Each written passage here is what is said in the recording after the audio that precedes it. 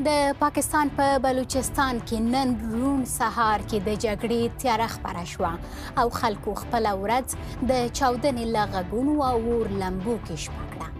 د بلوچستان پر بیلابیلو سیمو د بیلتون خوښو بلوڅو جنګیالیو همغږي بریدونه څرګندوي چې پاکستان کې د ناامنیو ناورین نوی لور خپل کړی، ان تر دې چې د ناامنۍ او ویجاړۍ سربیره یې د پاکستان پوځ واکمنتیا تر پوښتنې لاندې راوستې.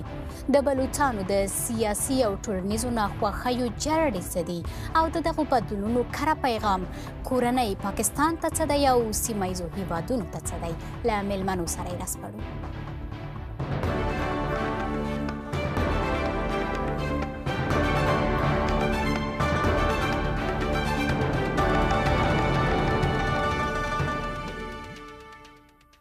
درنښت او هرکلی د خپرونه کې مو زه خاطره صافی ملتیا کوم. په پیل کې د سپړنې موضوع په تړاو زموږ د همکار نجیب پڅون راپور خپریږي.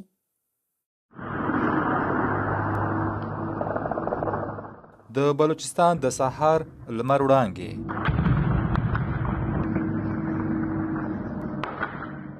یو داسې سهار چې د سیمې خلک د چاودنو له غږونو د جګړې له اور لمبو او لوګیو سره پیلوي.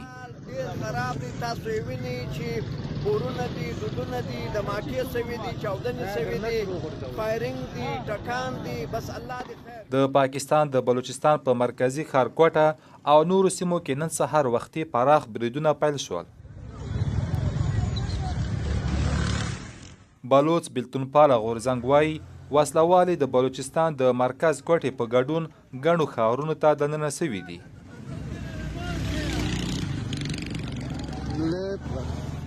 د دې غورځنګ په خپرو شوو ویډیوګانو کې د دې ډلې یو مشر بشیر زیب د جګړې په ډګر کې ښکاري. بشیر زیب پر بلوچ ځوانانو غږ کړی چې راووځي، د غورځنګ ملاتړ وکړي او د ازادۍ مبارزې برخه وګرځي. بلوچ بیلتونپاله ډلې وایي دې بریدونو ته یې د هیروف 2 یا اتل نوم ورکړی. د دوی په وینا یاد عملیات د کوټې سربیره، نوشکي، مستونګ، ګوادر، خاران او ځینو نورو سیمو کې ترسره سوي دي. د بلوچ ازادي پوځ یا BLA ادعا کوي چې پر پوځي مرکزونو، بانکونو او امنیتي تاسیساتو یې پراخ بریدونه کړي او ګڼو پاکستاني ځواکونو ته یې درنه مرګ ژوبله اړولې. काबू पाने की कोशिश की जा रही है, जैसे कि आपको मालूम है. له بریدونو وروسته په کوټه، سیبۍ او چمن کې مخابراتي خدمات هم بند سوي او بیړنی حالت اعلان سوی. بلخوا د پاکستان د کورنیو چارو وزیر محسن نقوي وایي امنیتي ځواکونو پر وخت غبرګون ښودلی. هغه ادعا کوي په دې عملیاتو کې 10 امنیتي سرتیري او لسګونه بریدګر هم وژل سوي دي. د پاکستان حکومت دا د فتنه هند کار بللی، هغه چې تل هند دا ډول تورونه رد کړي. د بلوچستان د روغتیا مسؤلینو په ټولو دولتي روغتونونو کې بیړنی حالت اعلان کړی. دا لومړی ځل نه دی چې بلوچ بیلتونپالې ډلې د بلوچستان پر بیلابیلو سیمو ډله ییز بریدونه کوي. پوښتنې دي چې آیا دا بریدونه به نور هم پراخ سي او د روانو ناامنیو کورنۍ او سیمه ییزې پایلې به څه وي؟ مخکې تر دې چې له سیاسي او امنیتي اړخه موضوع راوسپړو، کوټې څخه ځایي خبریال عبدالکریم ملاخیل څخه به واورو چې د بلوچستان وروستی نښتې او بدلونونه د سیمې خلکو او باوري سرچینو پر مټ خپله له نږدې شیبه په شیبه څاري. ښاغلی ملاخیل، تاسو د بلوچستان مرکز کې شتون لرئ او پیښې مو په خپلو سترګو لیدلي. راته ووایاست چې اوس مهال بلوچستان کې وضعیت څه ډول دی او تر دا مهاله څه پیښ شوي؟ ډېر مننه ښاغلې خاطرې. سهار مو په بریدونو په چاودنو سره پیل کړ. د سهار 6 بجې وې چې درنې چاودنې مو اورېدې. کوم چاودنې زموږ کورو څنګ ته وسوې. 2 پولیس اوزې وې چې یو غالب شهید اوزه ورته ویل کېدله د پولیسو، او بله چې کوم نیو سریاب پولیس اوزه ورته ویل کېدله. دې سره په کوټه کې چې کوم هغه بریدونه پیل شول، اول برید چې کوم وسو هغه سریاب سیسټم چې کومه د پولیسو اوزه وه پولیسو په یو وین باندې برید وسو په هغه کې دوه چې کوم پولیس سرتیر وو هغه مړه شول. بیا له دې سره سم کوم 9 بجو خواته د پټ کوم مرکز دولتي چې کوم ودانۍ دي هلته بریدګر ورسېدل. دغه د ریډ زون چې کوم ورته ویل کېږي هلته ځانمرګی برید وسو. ځانمرګي برید غوښتل چې د وزیر اعلی چې کوم کور د هغه ته دننه خو هغه په دې کې بریالی نه سو.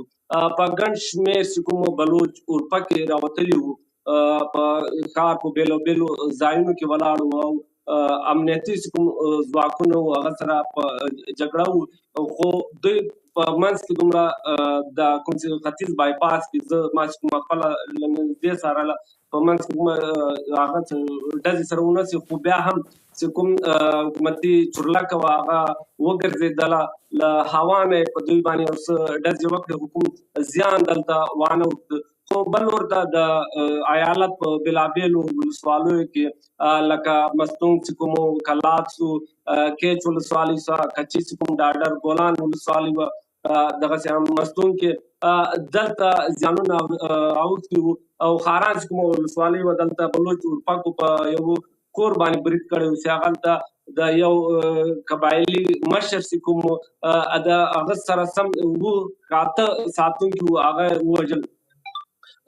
ټوله ورځ دلته وضعیت ډېر خراب و. د بلوچستان نیشنل ګوند چې کوم مشر سردار اختر جان منګل دا وویل چې ما په ژوند کې د بلوچستان کې داسې حالات نه وو لیدلي.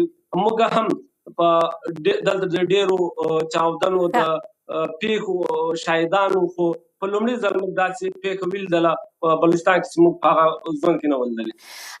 په پیل کې خو تاسو څخه ځانګړې مننه چې په سختو مو وشوی کړئ خپرونې لپاره نټ ومونده او دغه وروستي جزئیات له موږ او لیدونکو سره شریک کړئ. موږ ته رسیدلي رپورټونه ښیي چې مخابراتي شبکې بندې دي، انټرنیټ او ټلیفونونه ګرځنده ټلیفونونه کار نه کوي. ویجاړیو ته د اشاره وکړه. د ملکي تلفاتو په اړه ووایاست چې څه شمېر کسانو ژوند بایللی، ځکه چې روغتونونو کې هم په ټول بلوچستان کې بیړنی حالت اعلان شوی. بالکل همداسې د انټرنیټ سهار په 8-9 بجو په خوا کې کوم چې موبایل کې کوم انټرنیټ شبکې وي هغه په بشپړه توګه وتړل شولې. خو کوم چې د حکومتي PTCL ورته ویل کېږي دا نیټ فعالت موږ هم هڅه وکړې ستاسو پروګرام کې ګډون وکړو، خلک تاسو کوم کتونکي دي هغه د اوسني وضعیت په هکله خبر کړو. د انټرنیټ بنده او وژل چې کوم څه د حکومت لخوا دا ویل کېږي چې 18 کوم چې بلوچ اورپکي دي هغه دوی وژلي دي او 12 چې کوم امنیتي سرتیري دي د نننۍ پیښه کې وژل شوي دي. همداسې حکومت زیاته کړله چې د 48 ساعته کې 108 چې کوم بلوچ اورپکي د کوټې په شمول په پنجګور چې کومه ولسوالۍ ده هلته دوی وژلي دي. او د ایالت چې کوم مشر وزیر سرفراز بګټي دا وویل چې بلوچ اورپکي چې کوم د دوی مورال ده غورځېدلی مورال ده د دغسې واقعاتو له کبله دوی غواړي چې خپل مورال اوچت کړي. نن واقعیتا هم ډېره د ویر ورځ وه، خلکو ډېره ویره وه، خلکو له کورونو نه راوتل. خو یو شی بله هم کله چې دلته د خالد شهید اوزه وه دلته په ګڼ شمېر له پولیسو نیولي ګاډي چې کوم وو هغه ځایي خلکو له ځانونو سره بوتل، موټرسایکلانو ګاډي وو چې کله بلوچ اورپکو دا سیمه پرېښودله نو ځایي خلک ورغلل هغه ګاډي یې له ځانونو سره کورو ته بوتل او موټرسایکلان یې کورو ته بوتل او اوزې ته چې کوم وو هغه ته یې ور واچاوه. آیا اوس وضعیت کابو شوی؟ وضعیت کابو ده، خو اوس د سیوی ولسوالۍ نه خبرونه را روان دي چې هلته چاودنه سوې ده، خو له اوسه کره معلومات له هغه ځایه نه دي راغلي. خو په کوټه کې امنیت کابو ده.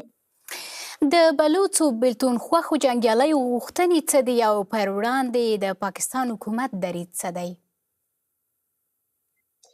که تاسو یاد نواب اکبر بګټي چې کوم نن 18 کاله پخوا د مشرف په وخت کې ووژل شو، هغه نه پس دلته په بلوچستان کې بلوچ اورپکي راپورته شول او دوی غواړي چې پاکستان نه بیلتون واخلي، خو پاکستان دا دریځ لري چې دوی چې کوم دي هغه یو صرف باغیان دي غواړي چې په هیواد کې او په ایالت کې امنیت خراب کړي او دوی د هندوستان چې کوم دي دوی یو نوم ورکوي فتنة الهندوستان چې دی هغه اهلکار دي، هغه دوی استعمالوي او د دوی په ذریعه دلته غواړي چې د بلوچستان حالت او د پاکستان حالت خراب کړي. او د پاکستان دریځ پر وړاندې پاکستان دا وایي چې هندوستان چې کوم ده د هندوستان دوی کاروي او د حالات د خرابتیا د سیمې د خرابتیا لپاره او دوی دې ته یو ځانګړی نوم هم کاروي چې فتنة الهندوستان دوی ته ویل کېږي. کوټې څخه ځایي خبریال عبدالکریم ملاخیل په ځان ډیر پام ساتئ او له ګډونه مو نړۍ مننه. د لاس پړنې لپاره میلمانه دي راسره سویډن څخه د سیاسي او امنیتي چارو شنونکی اختر محمد راسخ او پاکستان څخه د پېښور پوهنتون د نړیوالو اړیکو څانګې مشر حسین شهید سهروردي. دواړو میلمنو ته ښه راغلاست ویمه. ښاغلی راسخ، د بلوچانو د سیاسي او ټولنیزو ناخوښیو جړې چیرې دي، څه دي؟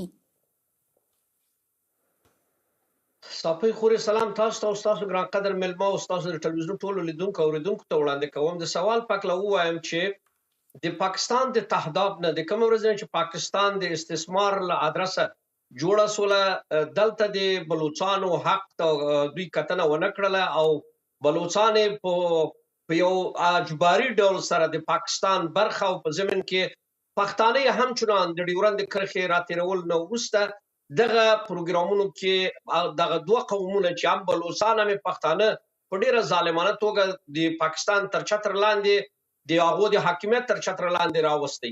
بنا اندا د پاکستان د استخباراتو او نظامیګرانو کړنه ده چې بلوچستان خپل ازادي غواړي، خپل هیواد غواړي، خپل یووالي ته کار کوي، خپل انساني حقوق ته غواړي. نو بنا د پاکستان د استخباراتو جنرالانو دغه کړنې وی چې او دغه د تروریستي ډلو ټپلو جوړول په د پښتنو په سیمه کې د بلوچستانو په سیمه کې د دوی لا ادرسه چې کوم خلک مسله کړل.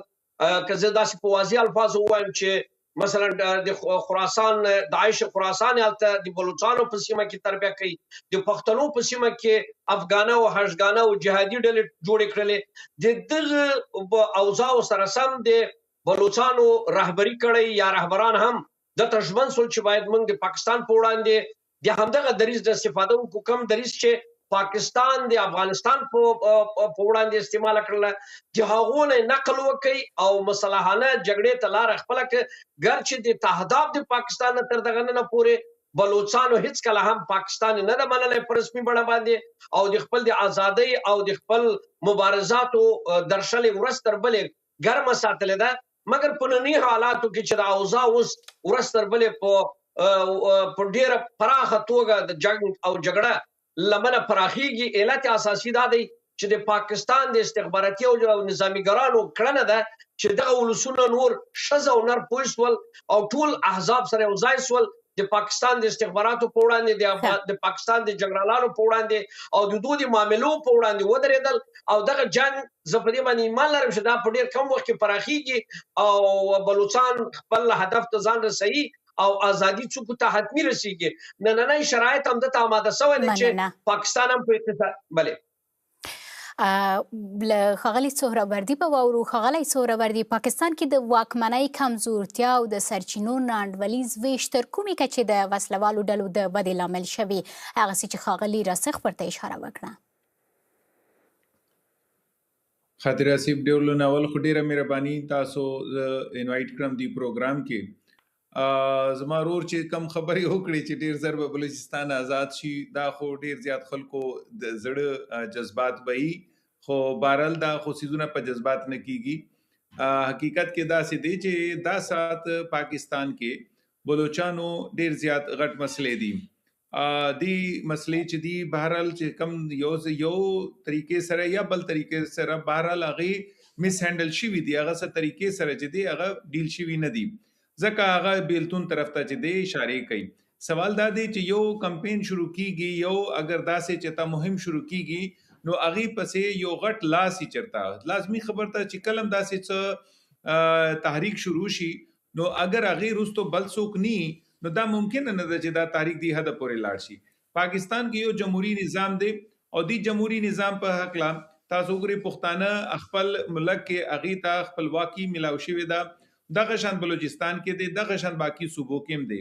اگر څوک داسې ډله ده کا مذهبي ډله ده او هغه پاکستان کې شریعت غواړي او کا کام پرستی ډله ده او هغه دا غواړي چې خپلواکي زیات کی صوبې کې نو لازمی خبر ده هغه بیا د جمهوریت نظام کې نه بدا کوي. جمهوریت نظام نه بهر خو نشي وته، لیکن اگر دا جمهوریت نظام نه بهر وځي نو لازمی خبر ده بیا خو سختی کیږي او اتسو ملک داسې دی د پاره تیار نه دی چې خپل ملک مات کی.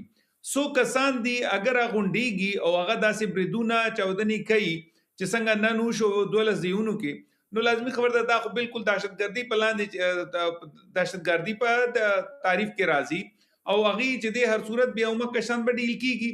خو دا اوس قتل دی چې اگر دا هندستان غټ لاس د دې رستو دی یا بل چرته داسې کسان ناشتي او هغه دا 100 کسان مجبوري او دا تحریک جوړ کی نو بیا خو لازمی خبره ده بیا یو داسې دی چې د لپاره سختی کوي کیږي او څنګه تاسو قتل دا نن چې کم کار شوی دی د دې مخکې تاسو قتل چې پنجګور کې او هرنای کې غټ اپریشن شویو اغه د وجه چې دی دا بیلې ته ډیر زیات نقصان شوی او اغه د وجه ادا سه امید دغه وا چې د دې ضرور جواب برازي همدغه شان چې څنګه دا وشو نو دا سيزونه چې دی دا بالکل عام دي. دا چې کوم بلوچستان لیبریشن آرمی ځان ته چې سوي دا دهشتګرد تنظیم چې دی اگر بهرني ملکونه دي ته سپورټ کوي نو هر صورت چې دی دا سختی سره نمټاويږي د دې چې کم پریکټیکل نه دي. ښاغلی راسخ ښاغلي څوربردي اشاره وکړه چې بهرنۍ کړۍ په دغو نامنیو کې لاس لري یا د دغو ډلو ټپلو په ملاتړ کې. آیا د بلوچانو ناورین یوازې کورنۍ مسله ده که سیمه ییز بهرني اړخونه هم لري؟ ګوري اصلا د بلوچانو که داسې لږ داسې دی وایي خدای حاضر وبولو بلوچستان د تاریخ په صفو کې دوی یو قام ول یو ملت و یو ژبه و یو خلک دي. دا خلک په دریو ملکونو باندې تقسیم شوي دي، دا څه په ایران څه په افغانستان کې څه په پاکستان کې. اول خو دغه ظلم استثمار وکړي، دویم راځي دغه ظلم د هغه ورځ نه شروع ده چې دغه بلوچستان دا اوس دوی بیچارهګان ژوند نه لري، دوی ښځې وروره په زندانونو کې دي، د پاکستان استخبارات او جنرالان راځي د دوی په معدنیاتو باندې معاملې کوي، دا خلک وژني، دا خلک په دغه نامه باندې چې د هندوستان لاس پکې دی دا دغه خپل ولس په خپل لاس په خپل دښمنۍ کې قرار ورکړی ده، د هغو حق نه ورکول کیږي. پاکستان په نوم باندې جمهوریت دی، کم جمهوریت دی؟ چیرې جمهوریت دی؟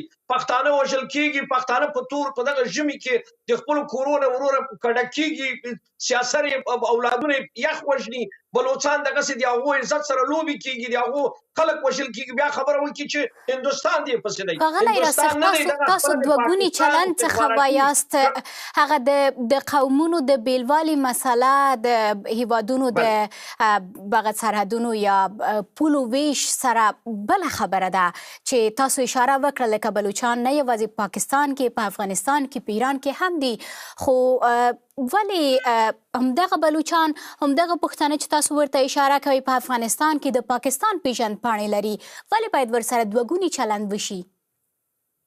ګوري زه هم دغه وایم وخت چې بلوچستان هغه بلوچستان چې په افغانستان کې دي هغوی ولې نه جنګېږي، ولې د افغانستان د دولت په ضد باندې نه جنګېږي، ولې خپل ازادي نه غواړي؟ یا مثلا دغسې د ایران هغوی انساني حقوقو ته درناوی کیږي، د هغو حق اقلا ورکړل شوی دی، خو هغه بلوچستان چې د پاکستان د حاکمیت تر چتر لاندې دی د دوی د عزت سره لوبې، د دوی مشران وژل، د دوی رهبران ترور کول، دغه ټول دا په هغه سیمه کې نه ده شوي. نو بنان زه بیا هم وایم نن چې بلوچستان د نن نه د ازادۍ چغې نه دي وهلي، د پاکستان د ایجاد نه ویله چې پاکستان نه منم، خپل خاوره خپل ازادي غواړي د دوی رهبران وژل شوي دي د دوی رهبران زندانونو ته اچول شوي دي د دوی اته سیاسري نجونې زندانونو کې ورسره هغه څه چلند کیږي چې د یو مسلمان سره د یو انسان سره هغه چلند نه کیږي نو بناءً دا د پاکستان د جګړالانو نظامیګرانو کړنه ده چې په دغه سوړ ژمي کې د همدغه بلوچستانو په وړاندې دوی د عملیاتو په پلانونو طرح کول د همدغه پښتنو په وړاندې دوی د عملیات او پروګرامونو مطرح کوي او دغه خپل ولس په لاس باندې واخیسته د خپل د نظام د ړنګولو لپاره مسله یې کړل تاسو خپل معلومه ده چې په 2016 کال کې ټي ټي پی دوی جوړه کړل تاسو خپل معلومه ده چې دا اوس د بلوچستانو ټول سیاسي احزاب دوی د هندستان په لمنه کې اچي او دا ظالمانه دی ښاغلی سهروردي تاسو څومره همغږی یاست له ښاغلي راسخ سره یاره زه څه وایم نو ګورې دا پروګرام چې دی که نه دې کې فیکچولي خبرې کول پکار دي حقیقت پر چې کم دي که نه خبرې کول پکار دي دا پروګرام کې صرف جذباتي تقریرونه نه دي پکار ګورې دا تاسو چې اگر دا وایي چې ټي ټي پی پاکستان جوړه کړه او دا بي ال اے چې د پاکستان والله دا خو دا خندا خبرې دي دا پروګرام ډیر سیریس دی زه دا وګورئ چې دا بلوچستان کې چې کوم مومنت روان دی دا یو حقیقت دی دنه بالکل چې د انکار نشته یو خبره بل خبر دا وګورئ پاکستان کې پښتانه زبردست اسات حکومت کې دي کچاته دا احساس دی چې هغه حکومت کې نه دي نو زه څنګه وایم دي ته چې دا ساده خلک دي چې نه پوهیږي تاسو راشي د پاکستان کې چې څومره پرسنټیج څومره فیصد پاکستان کې چې کم هغه حق دی هغه ته پورا ملاويږي ګوره اتلسم چې کم پاکستان کې آئین کې چې کم ترمیم شوی دی هغه پر رڼا کې ټول صوبې چې دی بالکل مطمئن دي او زبردست طریقې سره ژوند تیری دا خبره چې دا بلوچستان پاکستاني حصہ کې ولې دا تحریک شروع دی افغانستان والا حصہ کې ولې شروع او ایران کې ولې شروع دا زه حیران یم چې زما رور چې دی ته ولې پتا نشته التم دغه سان سچويشن دی الته خو تاسو ګری ټول نه ول افغانستان کې خو حکومت شته نه افغانستان چې کم بد حالت نه تیریږي او تیر شوی دی اغه د وجه خو هغه خو بالکل تیار ناس دي ایران کې چې کم دی دغه بلوچستان والا حصہ چې دی بالکل اغم دی ګوري چې اگر دی علاقہ کې پټه شانتم داسې چتا علاقہ ماتیږي خوځي هیڅ څوک صفات پاتې کیږي نه بیا هر چا بیا ټوټه بخری بکیږي نو دی لحاظ سره ګوره یاد لري چې پاکستان چې کم دا سات ځان غونډي د وجه د دې اثر د دې چې ټول علاقې کې چې دی یو پختګي یو سټیبلیټي پاکستان غواړي چې دی علاقې کې راشي نو دی پرانا کې دا اوس واپس راځم دی سبجیکټ استاسو سوال په جواب کې ګوري پاکستان کې دا سات بلوچستان کې چې کم بي ال اے کار شروع کړي دا چې کم طریقې سره هغه دهشتګردي کوي او هغه دا غواړي چې دلته هغه بیل شي ټیک دی نو یو پاکستان کې دومره الیکشن کیږي انتخابات کیږي دا هغه حصہ واخلي کنه حصہ واخلي صوبه پورا هغه لاسونه ته براشي تاسو وګورئ دا ست پېښور کې وګورئ ځناستم دلته تاسو پنجاب کې سندھ کې آزاد کشمیر کې وګورئ ګلګت بلتستان هر ځای کې خپل صوبایي حکومتونه دي بیا د هغې چې کم نمایندې دي هغه مرکز کې ناست دي او هلته قانون سازي کوي او ښه زبردست خپل علاقې د ښاغلی سهروردي تاسو ټاکنو کې ګډون څخه یادونه وکړه د بلوڅانو په وینا چې دوی سره دوه ګونی چلند کیږي هغه داسې چې بنسټیز نه لري د دوی سیمو کې کار نه دی شوی یو اوږد نوملړ دوی وړاندې کوي چې د دوی ښځینه او نارینه پکې شتون لري دوی د هغوی په وینا چې د دولت لخوا نیول شوي دي او یو شمېر لوړپوړې څېرې یې د دغې ډلې هم د پاکستان حکومت په بند کې دي ولې پاکستان حکومت نه دی توانېدلی چې دغو اوږدو کلونو کې دغه مسئله کابو کړي یا د بلوڅانو هغه خوښي یا رضایت ترلاسه کړي استاسو سوال دو حصے دي دوه حصے چې دی ټول نه ولا خبره خدا ده چې بلوچستان ته آبادی په حساب چې څومره کسان دي هغه په حساب نه څومره حصہ ملاوي دي چې هغه ملاويږي هغه ته تاسو نه دي چې هغه وسایل باندې څه قبضه ده او دا دي چې دا چې کم بي ال اے دي دا شکایت کوي چې زمونږ چې کم وسایل دي هغه باندې زمون کنټرول پکار دي څومره هغه ته صوبایي کنټرول پکار دي څومره صوبایي آئین په حساب هغه وخت جوړیږي هغه ته ملاو شوی دي تاسو دو سوال چې کم دویمه حصہ ده چې خزي دي یا نارینه دي او چې کم جیلونه کې بند دي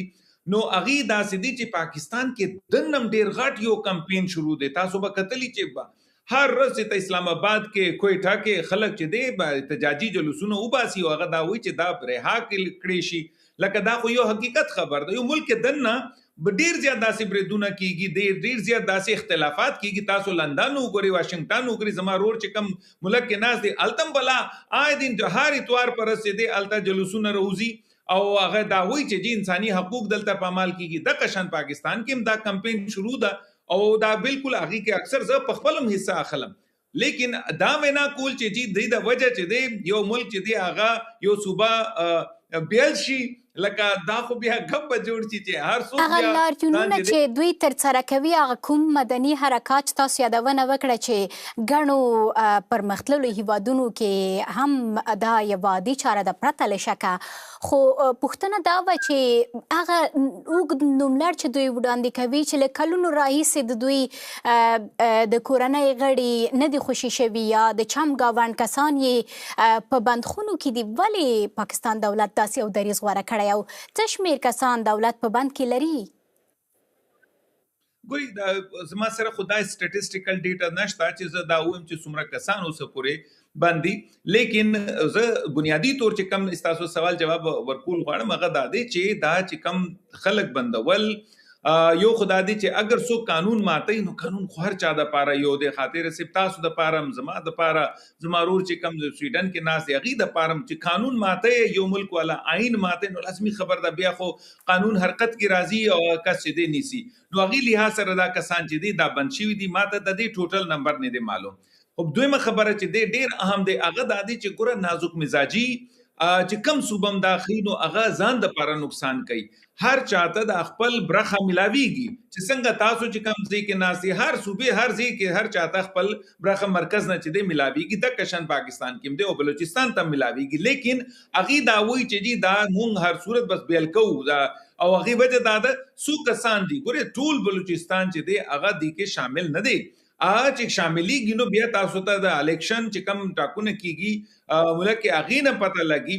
فی الحال خدا دی چې بهر نه ډیر زبردست شانته یو کمپین شروع ده خاص طور دی کې افغاني د انډیا لاس دی او هغه وټنسز مونږ ته ملاویږي باقاعدګي سره کسان نیول کیږي. تاسو کلبھوشن یادیو تاسو به کتلی چې هغه جاسوس مونږ ته انډین جاسوس دی پاکستان کو نیول هغه پورا منل چې چې بلوچستان د پر دلته راغلم او بلوچستان کې چې څومره دا چې کم تحریک شروع کړي دا ټول مونږ کړي دي او هغه څنګه چې دی پیسې دیزي پورې راوړل نو هغه ټول چې دی هغه قبول کړي. نو دی لحاظ او دا یو نه خو یو هغه دی چې کم تاسو ته ماته پته ده معول بلا کسان به شمیر کسان چې دی هغه د نیول کیږي او دا دی لحاظ سره مخکې نو دا داسې دی چې دا هغه اورګانیک موومنت لکه ملک خپل علاقې کې دنه یو موومنت وچتی دا داسې نه دی.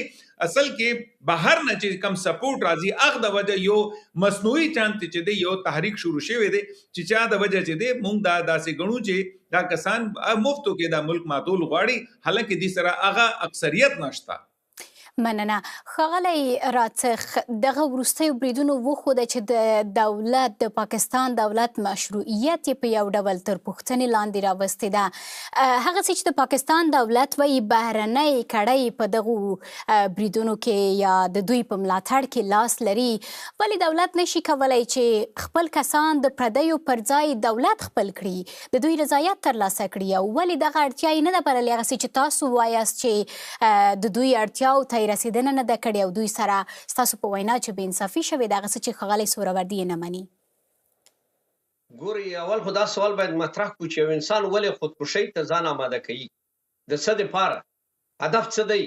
ګورئ عزیزانو په بلوچانو او په پښتنو د خپله د پاکستان استخباراتي کړۍ جنرالان نظامیان هغه ظالمانه کړنه کوي چې یهود د فلسطین سره نه کړي.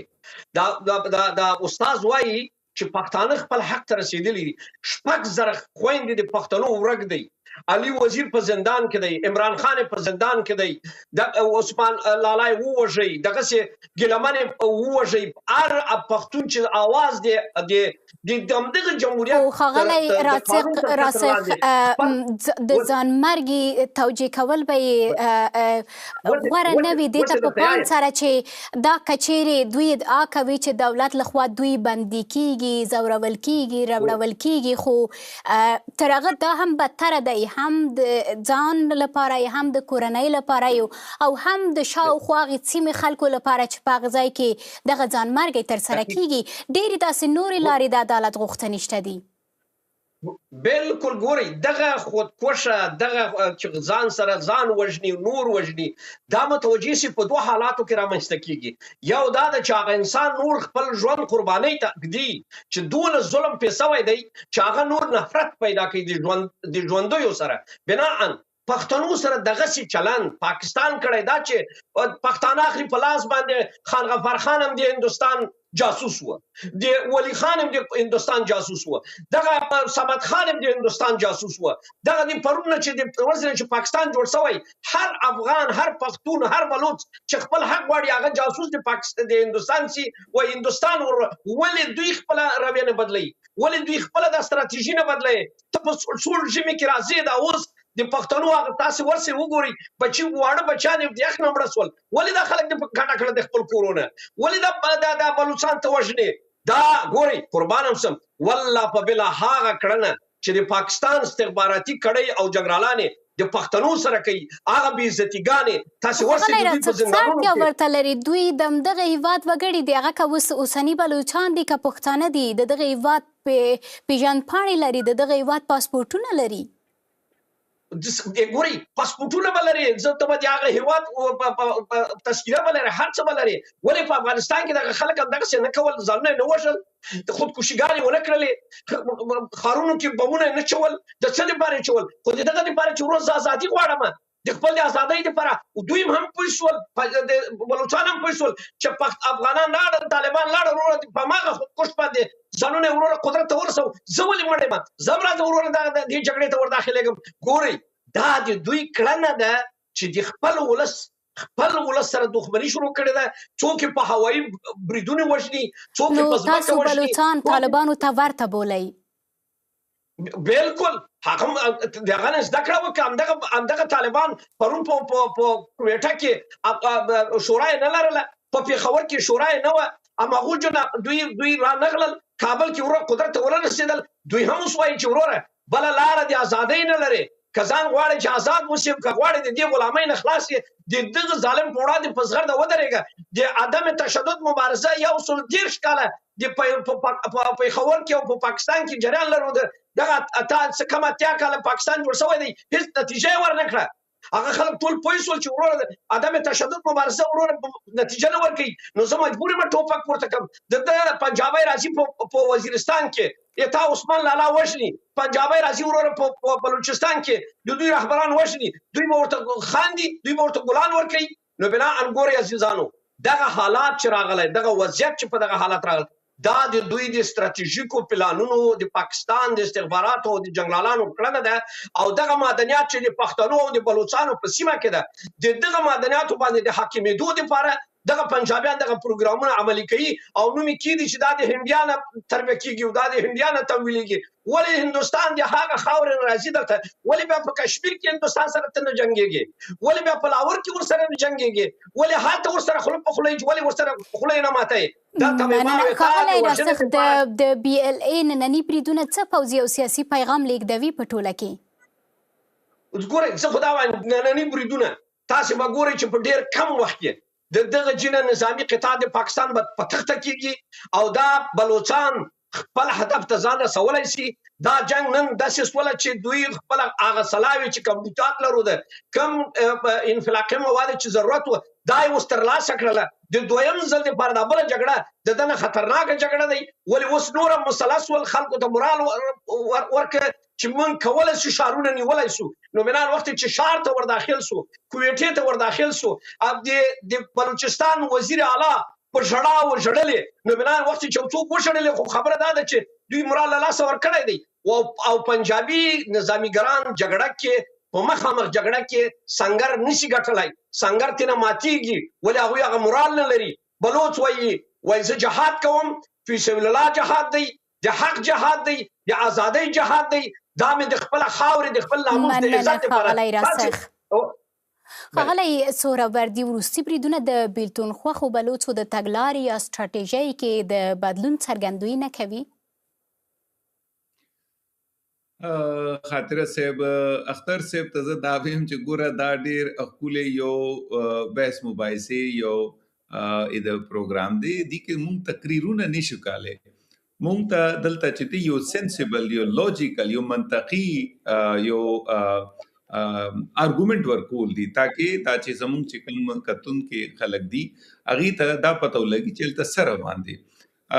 جذباتي تقریرونه نه هیڅ نه کېږي. ګوره افغانستان کې امن ونه شوه او همدغه جذباتي تقریرونه نه بلوچستان مسله نه حل کېږي. هلته هم داسې دی چې خلک چې دی جذباتي شوي دي او هغه چې دی غرونو ته ختلي دي او بیا چې دی هغه نقصان کوي، خپل هم نقصان کوي، د پاکستان هم نقصان کوي. ګوري دا څه چې کوم تاسو د پوسو کو سوال دا دی چې دی لحاظ سره موږ دا ګورو چې یو خو دا دی چې انساني حقوق الته یقینو کوي هغې سره بالکل زه یم چې ماته د ډېر زیات فکر دی چې دا خلک چې دی غیبیږي یا چې کم ښځې نرینه چې دی هغه جیلونو کې دي نو دا زر تر زر چې دی رها کړی شي.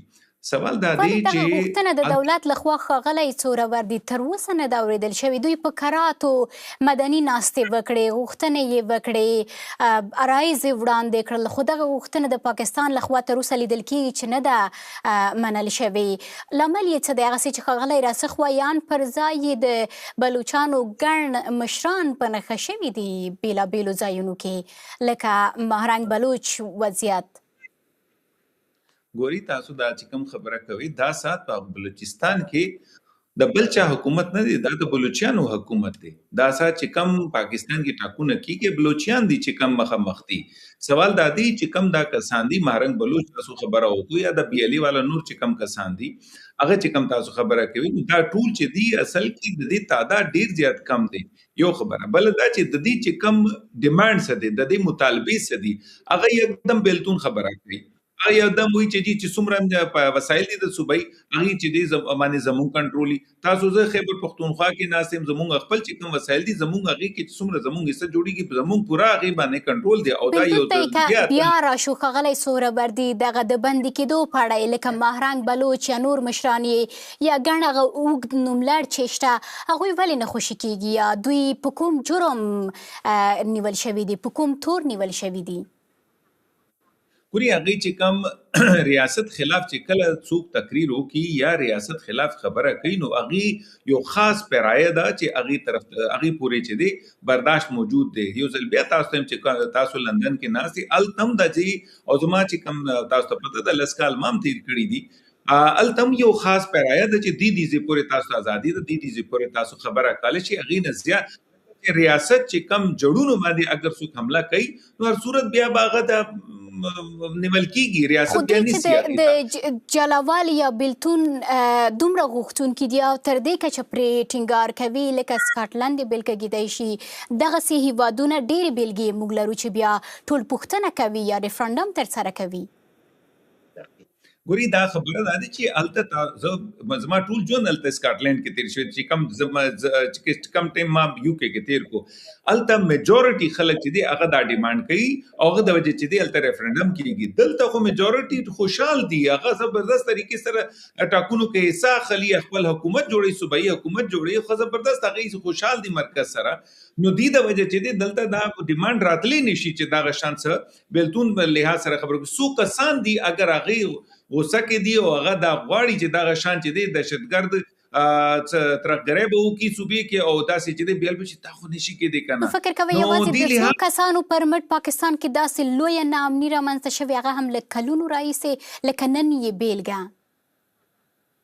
ګوري بالکل داسې دي که نه، حالات داسې دي چې کم طریقې سره اگر چې تا غټ یو کمپین شروع کیږي، غټ تحریک شروع کیږي او هغې جړونه چې دی عوام کې نو بیا خو لازمي خبره بیا خو ته شکل هغې بالکل بدل یا خو دغه شان نه چې څنګه نن دی. نو تاسو وګورئ ټول بلوچستان کې چې کم کسان دي هغه بلوچ کسان دي چې کم عمومي کسانو سره جنگيږي چې کوم آرمي پاکستان آرمي کې دی یا پولیس کې دی عمومي جنگيږي هغه سره او هغه وجه دا ده چې هغه دا وایي چې به تاسو د دې زی چې کم امن دی هغه سره لوبي کوي نو چې کوم تاسو مثال ورکړل سکاټلند والا میجورټي سکاټلند کې دا وایي چې جی مونږ بیل کې دل غواړو بیا تاسو کې 2-3% نه چې دی هغه روستو پاتې کیږي او بیا چې دی اوس ډیماند کړي دي دلته چې دی هغه شان شکل هغه شان دي ټول پښتنه نوي شوی په پاکستان کې څنګه اټکل کېدای شي چې څو سلنه رایه به وګټي د جلاوالي یا د نه جلاوالي هغه په دوو حالاتو کې یعنی دغه ټول پښتنه یوازې د بلتانه لپاره نه دوو حالاتو لپاره ټول او بالکل داسې دي ټول حالتونه لپاره دي او خدا دي چې هغه خلک مخیله راشي او واقع شان مونږ ته هغه احساس وکړي شي وی دا تاسو زمارور اختر صاحب چې کم طریقې سره خبره وکړو کنه چې دلته چې کم کسانو هغه ټول چې د غداران مونږ ډیکلیئر کړه خو زبردست هپاګه د پښتانه زموږ هیروګانو چې خان غفار خان صاحب او دا ولی خان خبره تاسو وکړه واقعي دا بالکل غلط پالیسیانه وي او د وجه چې د پښتو زمکه چې دی هغه تم ډیر زیات نقصان شوی دی خو نن مونږ څنګه کو نن مونږ زبردست طریقې سره خپل پورا حصہ د زمون پاکستان په حکومت کې گورننس کې او د دې چلیدو کې د کشن بلوچستانم پوزیشن دی لیکن اگر صوب دومره غټ لکه پورا بلوچستان او چتیږي دی لحاظ نو بیا خو واقعي څه خبره کې دی چې څنګه تاسو ته پوسو او یوازې د بشري حقوقو سازمان رپورټونو له مخې چې 2011 څخه تر 2024 پورې 10,000 کسان بلوچستان څخه تریتم دي یا ورک دي چې د دوی په وینا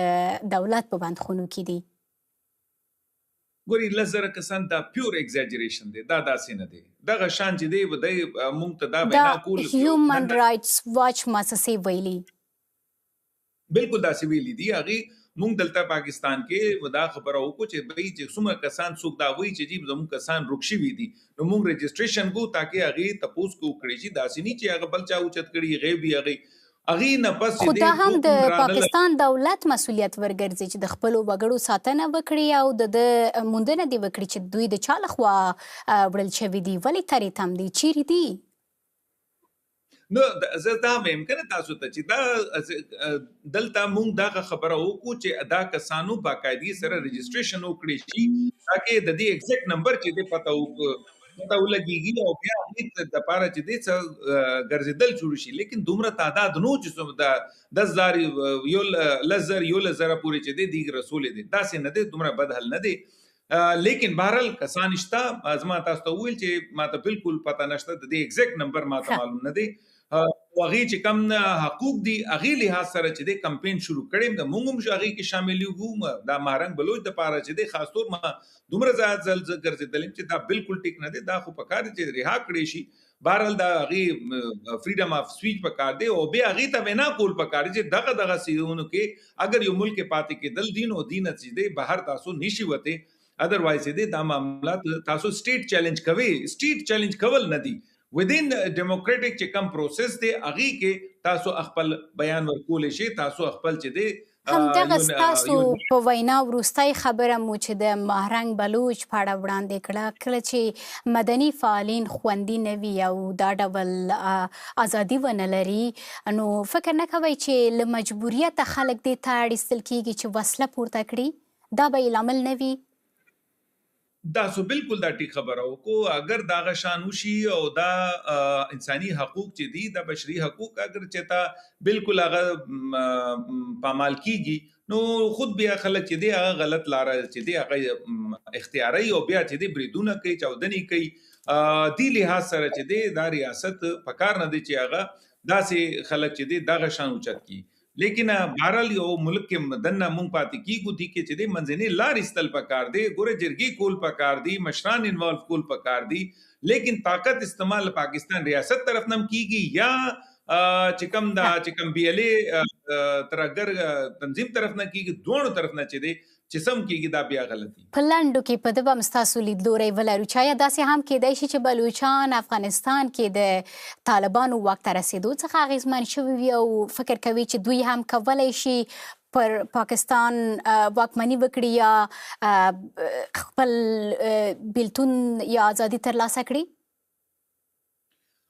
دا ځات چې کم پاکستان تعلقات افغانستان حکومت چې کم دی د افغان اغي سره طالبانو حکومت سره چې کم تعلقات دي او اغي ټیک ندي انډیا سره معاملات خراب دي نو دی لحاظ سره دا کې دي شي چې افغانستان چې کم د سات حکومت دی اغي پورا دي سره مړستو کی همکاریو کی بی ال ای سره او اغي وجه دا چې روستو چې دی دا بارډر ملاویږي او هغه طرف نه چې دی یو سپورټ راتلی شي.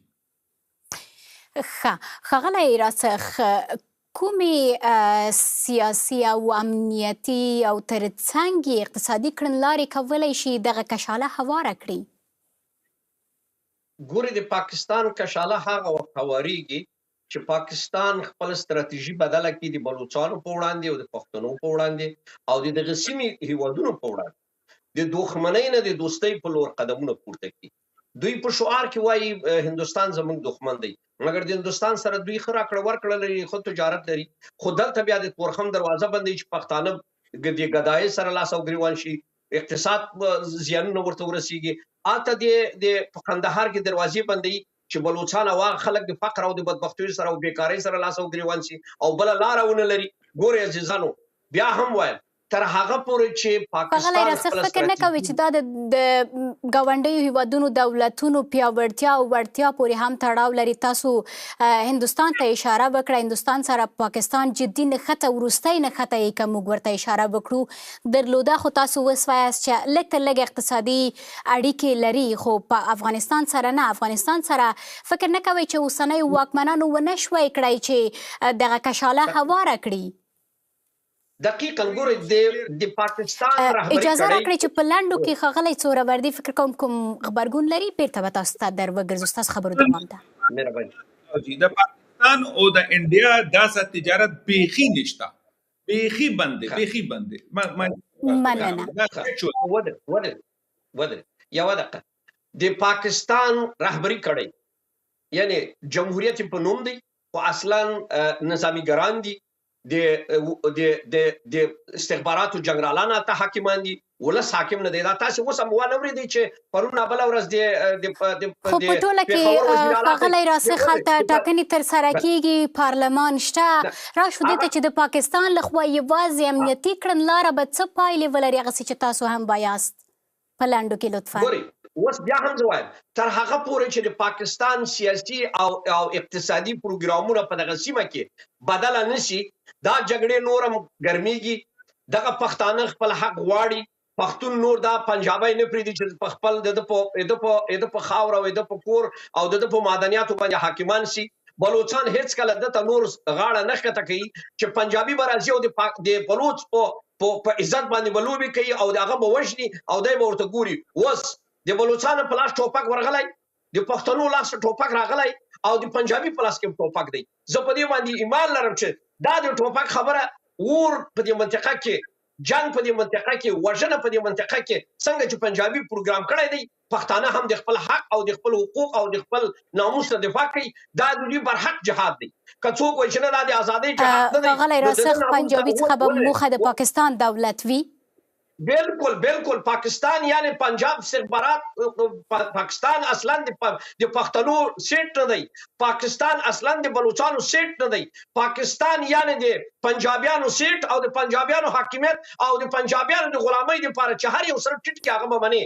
مثلا ګورئ پښتانه دا اوس په زرهاو ښځې ورکې نه دي، په زندانونو کې پراته نه دي. دا اوس بلوچستان څنګه چې دی ویل چې نه څو کسان دي، تاسو وګورئ چې د ښاغلی راسخ دا چې اوس ناامنۍ ډېرې شوي دي، غځېدلې دي، ناوړه پایلې به سیمې هیوادونو ته هم ولري؟ ګورئ ناوړه یوه اوله خو دا وایم پاکستان څومره چې د خپل په لمنه کې اور اخلي ګاونډي هیوادونه آرامیږي. پاکستان د ګاونډي هیوادونو د ناارامتیا لپاره 22 ډلې ټپلې جوړې کړې دي، لکه داعش خراسان، لکه افغانه د جهادي ډلې ټپلې، دغسې نور که چیرې پاکستان په دې خپله لمنه په خپل اور کې سوځيږي نو بنا دغه هیوادونه آرام پاتې کیږي. هندستان کې دوی ترهګری کارونه کوي، په کابل کې دوی ترهګری کارونه کوي، او اته هوایي ځواک راځي وروره کابل بمباروي، وژنه کوي او نوم چې شګدي وای ټي ټي پی.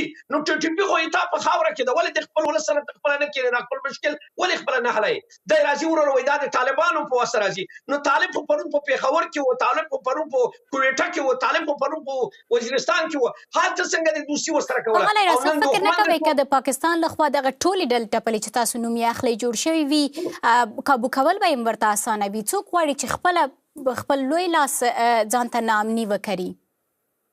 ګوري بیا وایم په نامنۍ کې د پنجاب د استخباراتو او جنرالانو ګټه ده. دوی د میلیارډو ډالر خاوندان شول، دوی په خارج کې د شراکونو خاوندان شول، دوی جزیرې واخیستلې دي. په کوم پیسو باندې جزیرې اخلي؟ په همدغه جګړه ییزو په حالاتو باندې دوی جګړه دلته جوړوي. ډېره زیاته مننه ښاغلی راسخ اجازه راکړئ چې د ښاغلي سهروردي وروستۍ خبرې هم ولرو. ښاغلی سهروردي د دغو نامنیو لرلید تاسو څنګه ارزوئ؟ که دوام پیدا کړي راتلونکي سناریوګانې به پاکستان کې دننه او سیمې لپاره څه وي؟ ګوري ټولو نه اوله خو خبره دا ده چې دا پنجابی زما ورور بیا وایي ګوره پنجابی مو وایي دا خو شاټ خبرې دي. ما ته داسې ښکاري چې د چوک کې ناست یو بازار کې او خبرې کوو چې څه زړه ته راځي هغه وایو. داسې نه دي ویل پکار، دا نه دي کول پکار. ګوري دي نه چې دي تعلقات نور خرابېږي. یقین وکړئ تیر ورځو کې پاکستان او افغانستان منځ کې چې کوم بریدونه وشو تیر میاشتو کې ټولو نه زیات زړه زمونږ خفه کېده. مونږ په خبر کې ناست مونږ وایي چې دا پکار نه وه. خدا دې چې دلته تاسو داسې ژبه استعمالوئ چې پنجابیانو دا او پښتانه چې دي ګوره مونږ پښتانه زمونږ چې دي ټول حقوق بالکل برقرار دي. مونږ خو ډېر خوشحال یو. تاسو ته کم خبره کوي دا خو مونږ دپاره نیوز دی. مونږ خو بالکل پته نشته مونږ ته چې دا چېرته نه راځي. بله خبر دا ګوري پاکستان چې دی یو فیډریشن دی. فیډریشن کې چې دی پنجابیان هم دي، سندیان هم دي، بلوچیان هم دي، پښتانه هم دي، چې کوم هم دي، ټول مونږ شامل یو او مونږ خپل برخې حساب سره. نو راتلونکي سناریوګانې به څه وي ښاغلی سهروردي د دغو نښتو دوام پر مهال؟ ګوري دا خطو دا وجه چې دی دا معاملات اوس دا دي چې کم هیڅ صورت هم چې کلم یو اسټابلیشډ ملک کې چې کله څوک داسې چاودنې یا بریدونه وکړي چې څنګه نن وشو دا چې د خیر خبر نه وروړي. یاد لرئ ریاست چې دی کنه یو اسټابلیشډ ریاست دی. داسې نه ده چې لکه سهار اوچت شو نو طالبان رااله بیا اوچت شو نو بیا بل څوک رااله، داسې نه دی. دا یو اسټابلیشډ سټیټ دی. سټیټ کې چې څوک هم داسې سر اوچتوي او لوبې کوي یا ترهګرۍ کوي هغې دپاره هېڅ څه معافي نشته. هغه خو صورت چې دی هغه ډیلینګ وذ ان آیرن هینډ یو سختي سره چې دی هغه ډیل کېږي. یو خو دا خو بالکل کلیر خبره ده. اوس بله خبر طرف ته راشو چې ستاسو خبره چې ګورئ دا منځنۍ لاره چېرته کتل پکار دي. کور کې دننه چې کلم داسې جګړې وشي نو مشران راشي منځ کې، بل جرګې وشي داسې منځ کې چې دی څه طریقه دا وشي هغې د وجه چې دی دا بلوچستان مسله دا هم حل کېدی شي. دغه منځلي لاره ښاغلی سهروردي پاکستان دولت ته څه کېدی شي؟ نه یوازې بلوچان، پښتانه هم ناخوښه پښتانه هم په پاکستان کې شته دي. د دغو ډلو رضایت ترلاسه کولو لپاره او پخلا کولو لپاره کومې کړنلارې باید تر لاس لاندې ونیسي؟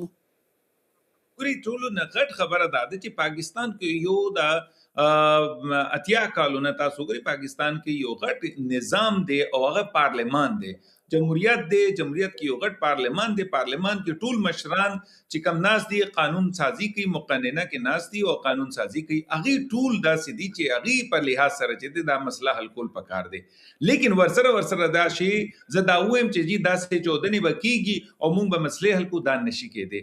یو وخت کې مذاکرات هم شو جاری، یو وخت کې چې دی جرګې هم جاری او ورسره چې دی جګړې او جنګونه هم جاری. دا نشي کېدی. دوی کې اول چې دی دا چې کوم جګړې دي دینه چې دی ځان خلاصول پکار دي. او ډیره اهم خبره چې کوم زه دا غواړم چې تاسو ته وکم هغه دا دی چې ګوري پاکستان سوزه د داسې نه دي چې هلته خلک چې دی غیر مطمئن دي. بلوچستان کې غونډ بلوچستان خوشحال دي، لیکن هغې کې یو ډله ده هغه خفه دی. هغې د وجه چې دی دا ټول بریدونه کېږي.